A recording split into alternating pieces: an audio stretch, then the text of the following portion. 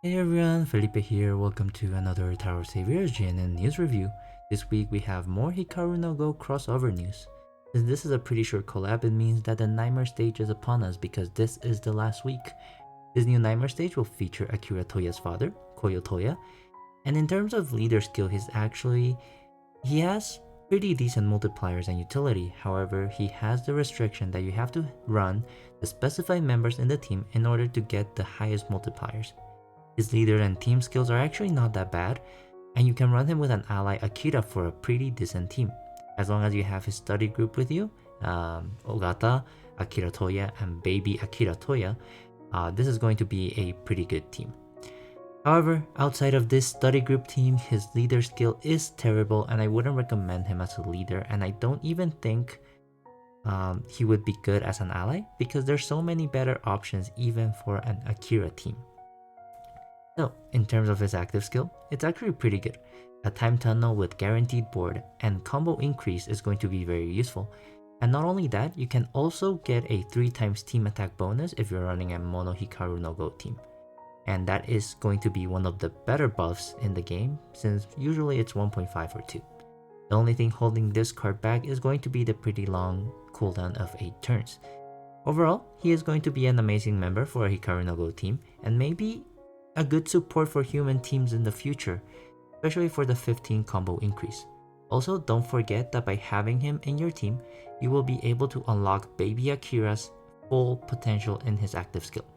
Definitely get him if you're planning on running a Mono Hikaru no Go team, and maybe have him for that plus 15 combo in the future.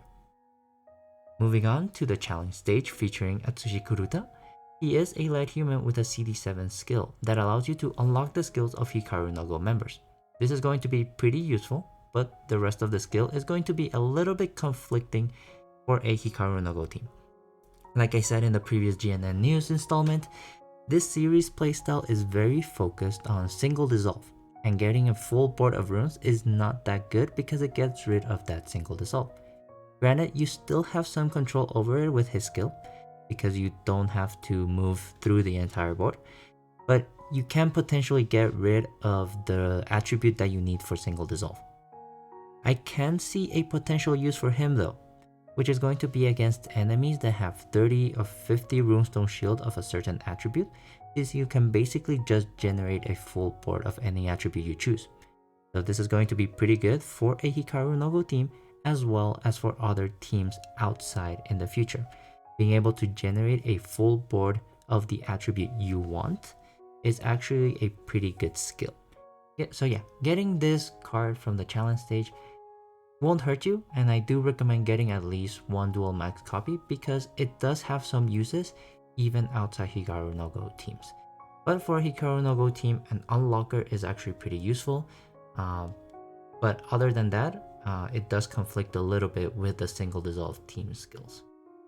That's all I had to say about this GNN news review. It is a pretty short one.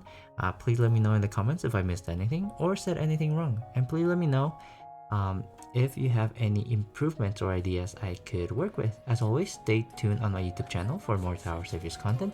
But for now, stay safe, stay healthy, and I will see you next time. Bye everyone! 在生活之塔相遇，召唤出惊喜，让生活充满乐趣，歌曲迎来最初旋律。